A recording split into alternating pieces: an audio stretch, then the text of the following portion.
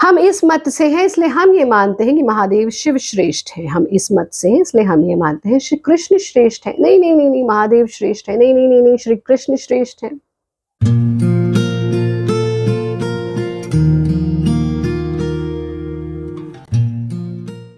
नमस्ते, मैं हूं आचार्य प्रतिष्ठा। स्वागत है आपका फ्राइडे फैक्ट्स विद आचार्य प्रतिष्ठा इनसाइट टू इंडियन कल्चर के आज के एपिसोड में, जहां आजकल हमारे आसपास चल रही ये बहुत ही विचित्र सी डिबेट का हम करेंगे विश्लेषण।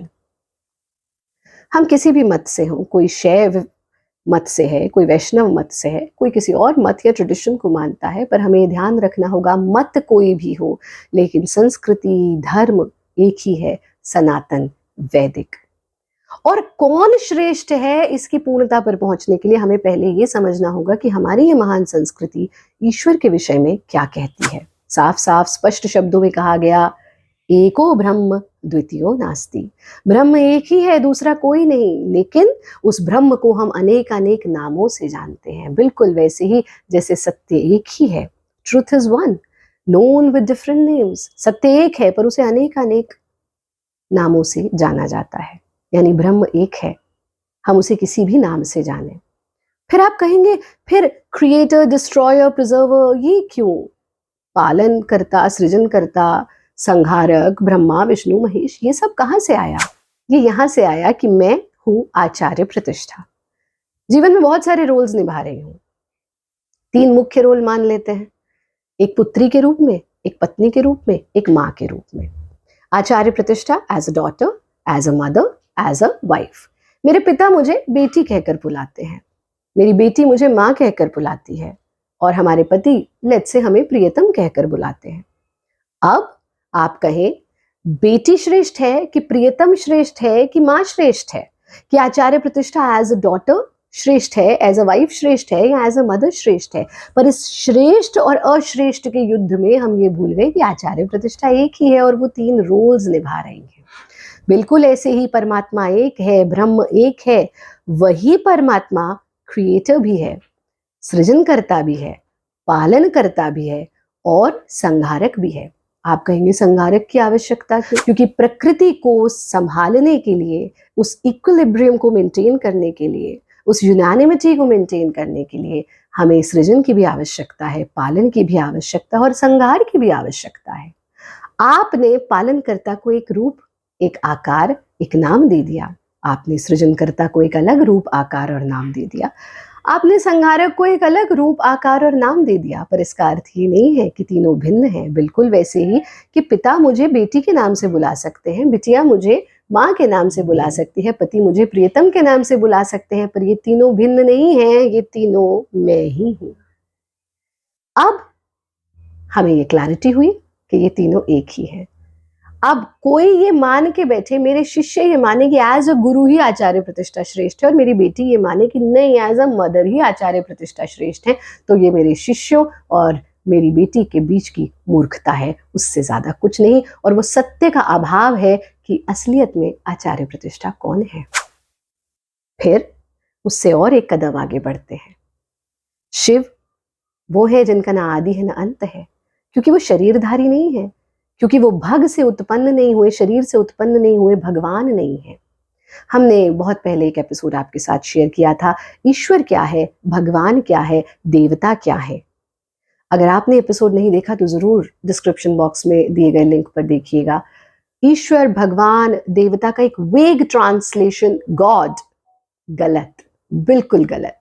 ईश्वर, भगवान, देवता गॉड नहीं है। तीनों की व्याख्या अलग है, तीनों के अर्थ अलग है, तीनों का विज्ञान अलग है। इस एपिसोड को जरूर देखिएगा।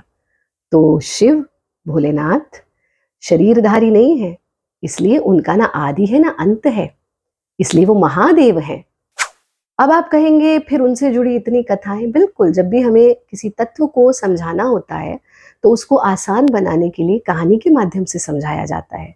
शिव तत्व को समझने के लिए आपको उन कहानियों को समझना पड़ेगा।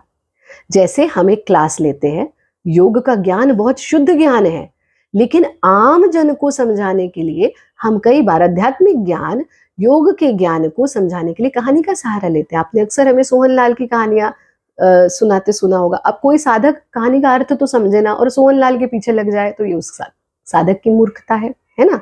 और अपने सब्जेक्ट को आसान बनाने के लिए कहानियों का प्रयोग सदैव से किया जाता रहा है। कथा यानी क्या था?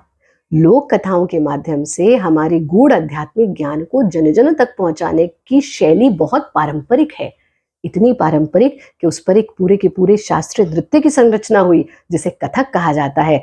कथा कहे सो कथक कहलाए, यानी कथा के माध्यम से संस्कृति को जीवित रखने का काम। अब तीसरी बात, तो फिर श्री कृष्ण कौन है? श्री कृष्ण भगवान है, क्योंकि वो शरीरधारी है, वो भग से उत्पन्न हुए हैं, एक शरीर से ही उत्पन्न हुए हैं वो। और फिर वो 16 कला परिपूर्ण है।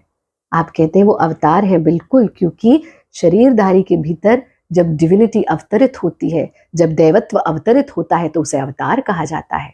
इसकी भी व्याख्या हमारे शास्त्रों में मिलती है कि जब शरीरधारी के भीतर ये 6 गुण उत्पन्न हो जाए, उन 6 गुणों की व्याख्या है, तो उसे भगवान माना जाता है, क्योंकि उसके भीतर देवत्व अवतरित हो जाता है।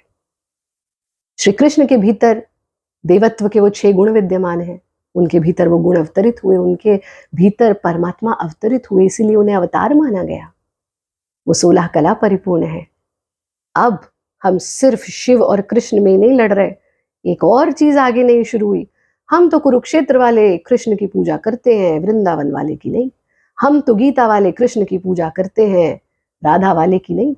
हम तो अर्जुन वाले कृष्ण की पूजा करते हैं, यशोदा वाले की नहीं। इससे बड़ी मूर्खता और क्या हो सकती है? बिल्कुल वैसे कि कुरुक्षेत्र के कृष्ण अलग, वृंदावन के अलग, कि आचार्य प्रतिष्ठा एज अ मदर अलग, आचार्य प्रतिष्ठा एज अ डॉटर अलग। आप अज्ञान की ओर बढ़ रहे हैं। यही तो उस चरित्र की सुंदरता है कि वो ही कृष्ण जो बाल्य अवस्था में आपके भीतर वात्सल्य को जागृत कर सकते हैं, वही कृष्ण गुरु बन के विश्व को गीता का ज्ञान दे सकते हैं। इससे बड़ा उदाहरण सेल्फ एलिवेशन का कोई नहीं है। इससे बड़ा उदाहरण प्रेम और साहस का कोई नहीं कि वो कृष्ण जिनके हाथ में बांसुरी है, उन्हीं कृष्ण के हाथ में चक्र भी है, और उसी कृष्ण के इस चरित्र को हमें आत्मसात करना है, उसको हमें अपने भीतर जागृत करना है। तो इस कुतर्क में और इस बहुत बड़े प्रोपेगेंडा में मत पड़िए कि कृष्ण वृंदावन के श्रेष्ठ या कुरुक्षेत्र के। अरे इस पर भी लड़ रहे हैं कि वो लोग कृष्ण के नाम पर नाच क्यों रहे हैं और ये कृष्ण के नाम पर ज्ञान क्यों दे रहे हैं। यही हमारी सनातन संस्कृति की सुंदरता है कि किसी भी मार्ग से चलकर आप देवत्व को प्राप्त कर सकते हैं, आप परम तत्व को प्राप्त कर सकते हैं, पर अज्ञान के मार्ग पर चलकर परम तत्व को प्राप्त नहीं किया जा सकता। हिंसा के मार्ग पर चलकर परम तत्व को प्राप्त नहीं किया जा सकता। तो श्री कृष्ण श्रेष्ठ है या शिव, और कृष्ण में भी कौन से कृष्ण श्रेष्ठ है, ये एक बहुत बड़ा प्रोपेगेंडा है। इस ट्रैप में आप ना फंसे। आप किसी भी मत को माने, किसी भी ट्रेडिशन को माने, लेकिन याद रखिए सारे मत पंथ वैदिक संस्कृति हमारा उद्गम है, और ज्ञान यही है कि एको ब्रह्म द्वितीयो नास्ति, ब्रह्म एक ही है, known with different names, truth is one known with different names। अपने समाज को बंटने मत दीजिए। और इस वीडियो के माध्यम से जो स्कॉलर्स इस विषय पर डिबेट कर रहे हैं, उनसे भी हम यही आग्रह करना चाहेंगे, अपने फॉलोअर्स को, अपने अनुयायियों को भ्रमित मत कीजिए। सनातन वैदिक संस्कृति महान संस्कृति है, जो यत्र विश्वम भवत्येक नीडम की संस्कृति है, जो वसुधैव कुटुंबकम की संस्कृति है, और जो संयोगो योग इत्युक्तो जीवात्म परमात्मनः की संस्कृति है। आत्म से परम आत्म तक की यात्रा जिस संस्कृति में है, वहां क्रिएटर और क्रिएशन अलग नहीं है।